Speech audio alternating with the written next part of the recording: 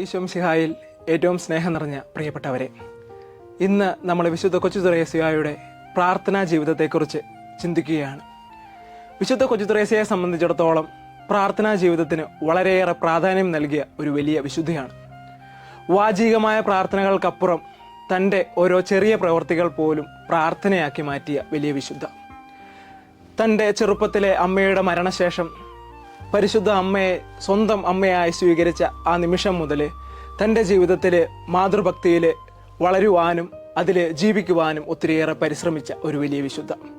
പ്രിയപ്പെട്ടവരെ, നമ്മൾ വിശുദ്ധ കൊച്ചു ത്രേസ്യയുടെ പ്രാർത്ഥനാ ജീവിതത്തെക്കുറിച്ച് ചിന്തിക്കുമ്പോൾ നമ്മൾ സ്വീകരിക്കേണ്ട ഒരു വലിയ കാര്യമുണ്ട്. അത് നമ്മുടെയൊക്കെ ജീവിതങ്ങളിൽ ഈ വിശുദ്ധ കൊച്ചു ത്രേസ്യയുടെ പ്രാർത്ഥനാ ജീവിതം കൊണ്ടുവരാനായിട്ട് പരിശ്രമിക്കുക. വാചികമായ പ്രാർത്ഥനകൾക്കപ്പുറം നമ്മുടെ ഓരോ പ്രവൃത്തികളും പ്രാർത്ഥനകളാക്കി മാറ്റുവാൻ പരിശ്രമിക്കുക.